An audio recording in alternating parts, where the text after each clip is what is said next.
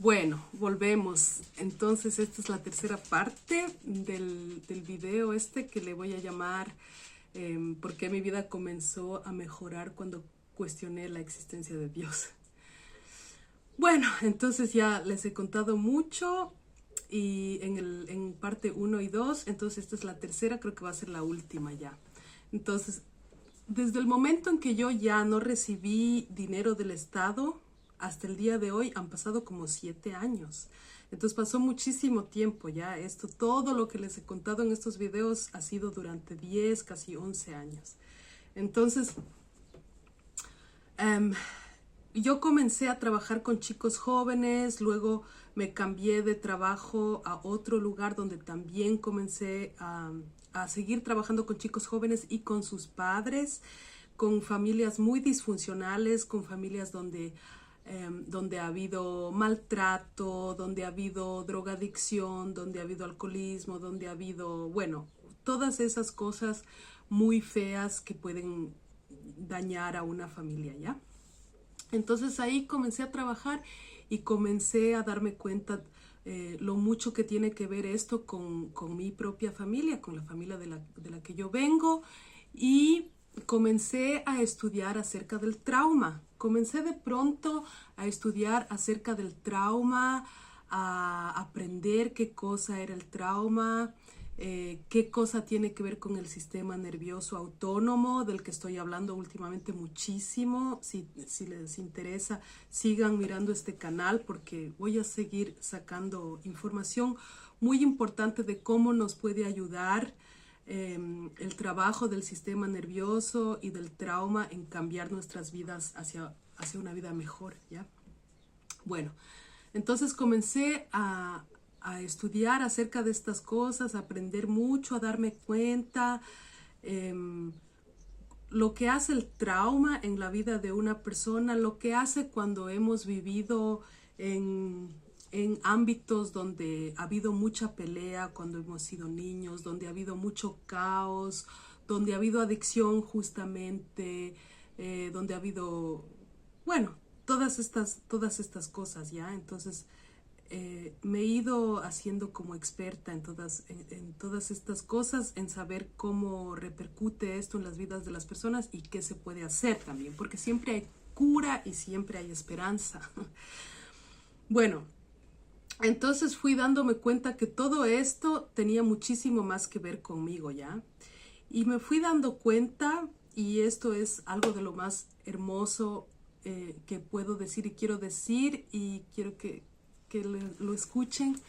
Me fui dando cuenta que todo el sufrimiento que yo había tenido no tenía nada que ver con Dios. No tenía nada que ver con que Dios había querido que yo sufra, o con que Dios no me había querido ayudar, o con que tal vez me estaba castigando por ser tan mala persona. No, nada de eso. Sino que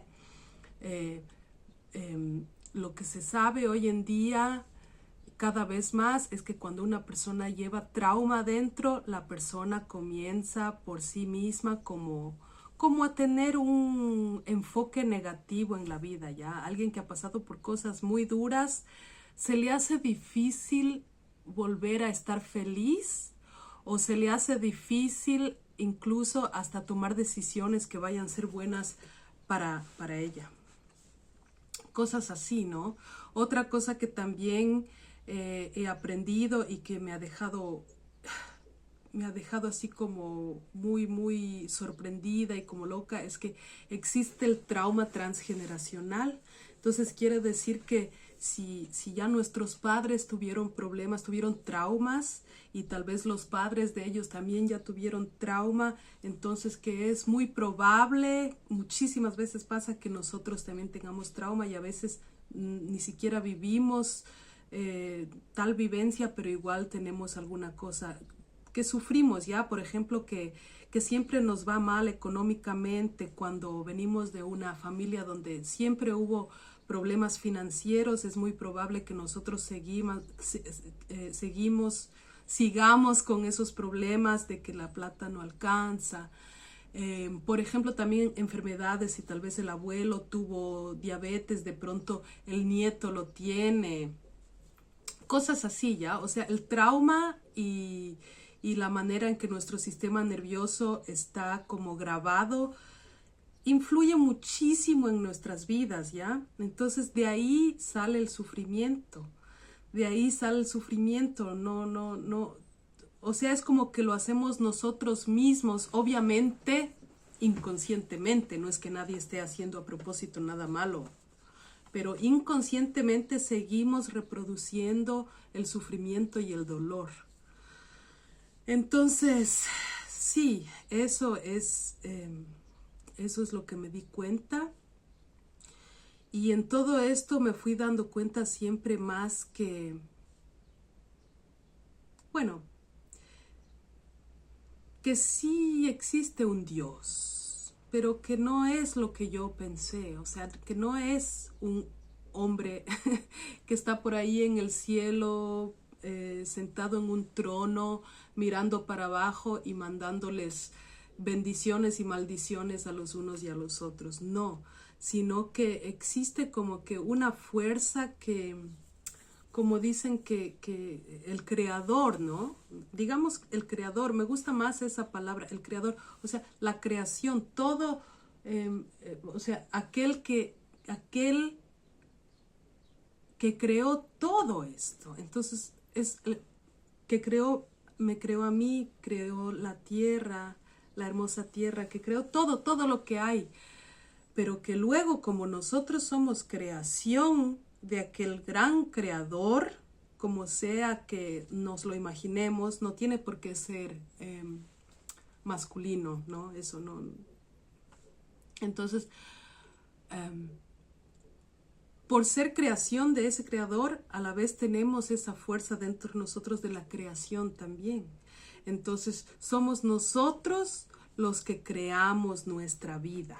Nosotros somos los que nos creamos nuestra vida. Ustedes mismos saben, han habido decisiones que han tomado, que han influido todo el resto de sus vidas, ¿no? Entonces yo creo que algo súper importante ahora, sobre todo en Sudamérica y en los lugares donde todavía está muy presente el catolicismo, es importante que nos demos cuenta de que somos nosotros los que creamos nuestra vida, somos nosotros los que creamos nuestra felicidad o nuestra infelicidad. No al 100%, siempre hay otras cosas que influyen, también influye mucho la situación socioeconómica, influyen muchas cosas, influye si eres hombre o mujer, dónde, en qué parte del mundo naciste, creciste, existen tantas cosas que influyen, pero una gran parte en realidad es nuestra creación propia, o sea, nosotros somos los creadores, nosotros somos los que nos bendecimos o nos maldecimos.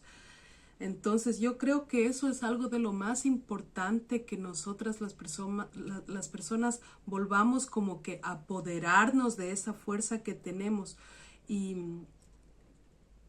eso solamente como que lo podemos hacer, yo me he dado cuenta, a través de curar nuestros traumas, ¿ya?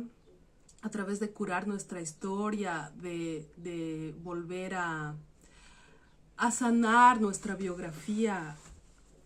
A través de eso es como que comenzamos a tener como que más fuerza, más poder de decisión, más mente clara para ver las cosas, y de pronto el universo también comienza a ponerte, como a mí, esas personas que te van diciendo, oye, ¿por qué no haces tal cosa? ¿Por qué no haces tal cosa? De pronto se te aparece algún buen chance, alguna buena oportunidad, un nuevo trabajo, un amigo por ahí que te da buenos consejos, cosas así, ¿no? Yo creo que entre más nos vamos curando de este trauma, más vamos volviendo a la fuerza que en realidad es la que Dios quiere para nosotros.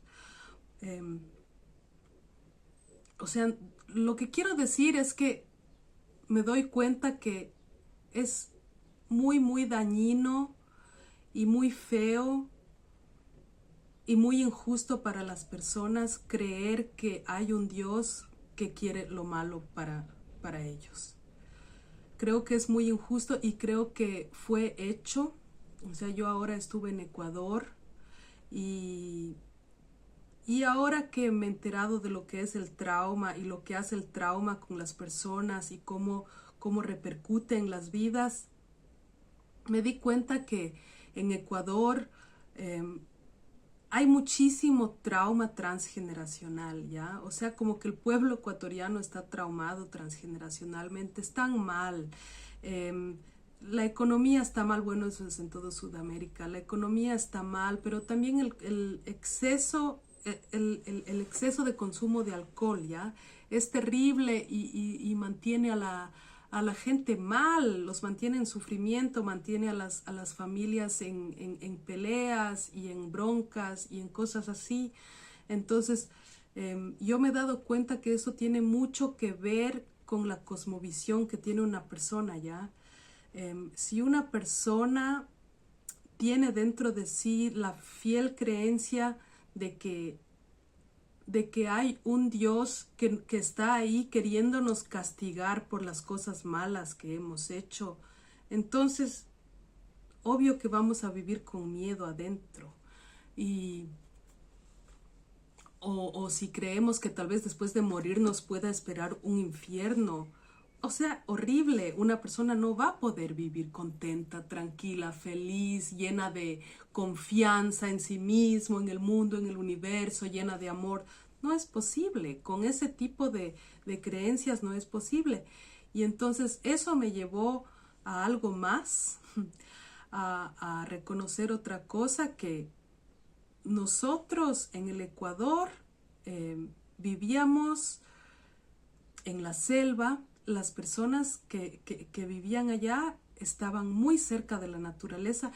Ellos no creían en un Dios, ellos creían en la naturaleza, ellos cuidaban de los árboles, estaban conectados con los animales, estaban conectados consigo mismo, con el gran espíritu que le decían, que hoy se podría decir que es Dios, el gran espíritu. O sea, la energía que nos mantiene vivos a todos, ¿no? Porque todos estamos vivos, hasta un mosquito le late el corazón. Entonces hay una energía detrás de todo esto que está vivo, y esto es un planeta vivo, estamos en un universo vivo, y hay una fuerza que está detrás, que mantiene a todo esto vivo, latiendo los corazones. Entonces eso es el gran espíritu, eso es Dios, ¿ya? Y vive dentro de nosotros. Entonces, por lo tal, no es que estamos destinados a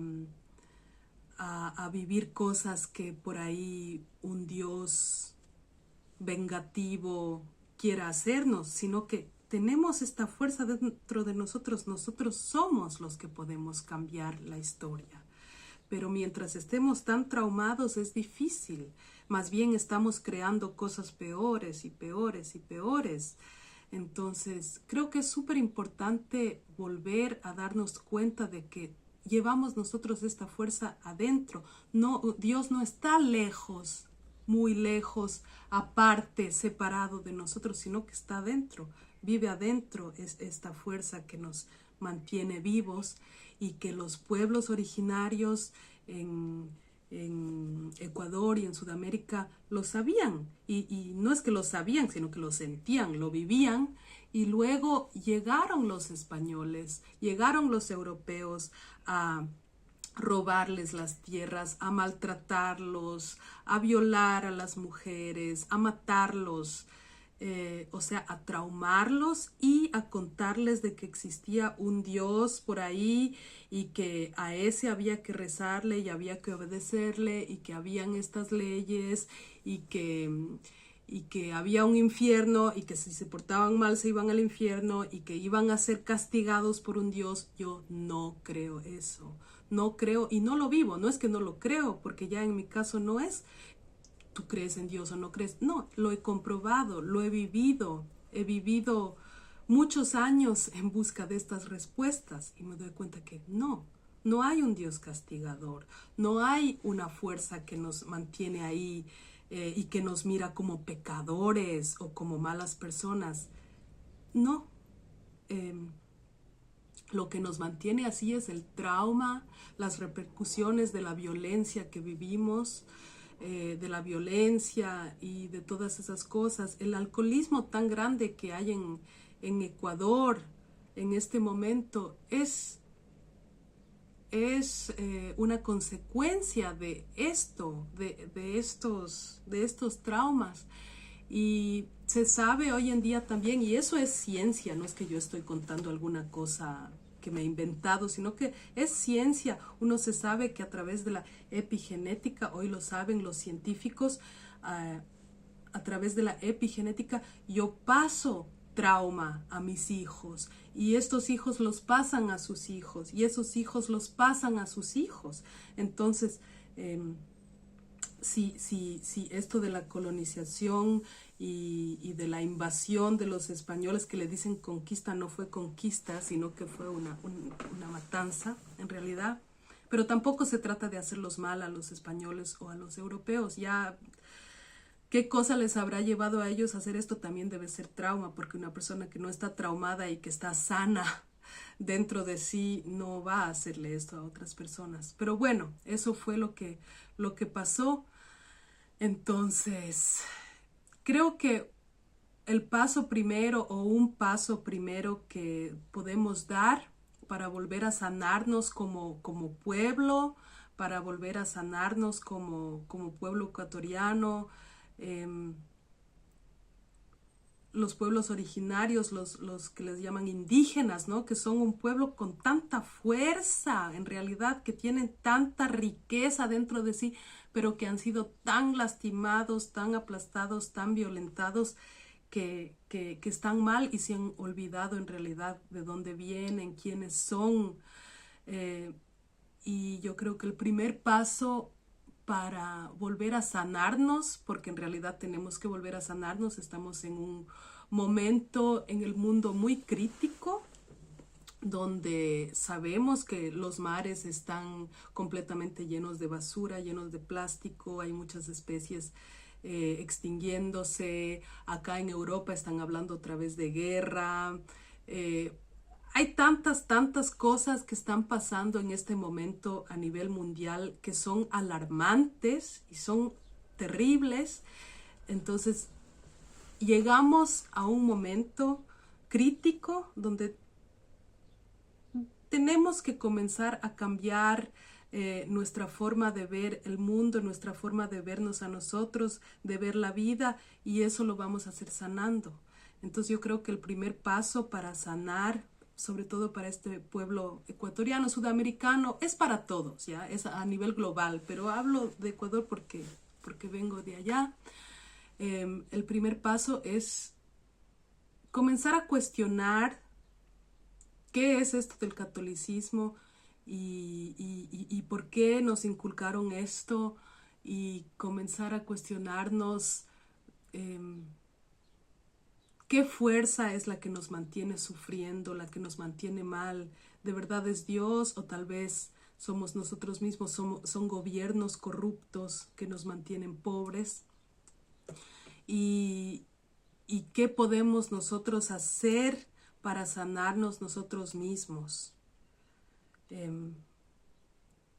Y de verdad hacer aparte estas ideas de que hay un Dios castigador, malo, que nos tiene preparados ya al infierno para irnos allá, y más bien comenzar a buscar dónde está el amor. ¿Será que existe una fuerza que en realidad solo quiere que estemos bien, que crezcamos, que salgamos adelante? Porque si miras afuera, si miras a la naturaleza, ¿qué pasa en la naturaleza? ¿Qué pasa en la tierra? Las cosas crecen. Hay una semilla, crece, se hace grande, florece, se hace hermosa y luego otra vez se muere, ¿no? Otra vez se desvanece. Entonces, la fuerza que está detrás de los corazones nuestros latiendo es una fuerza que quiere que estemos bien, que salgamos adelante, que crezcamos, que florezcamos, que saquemos nuestro potencial que tenemos adentro, que saquemos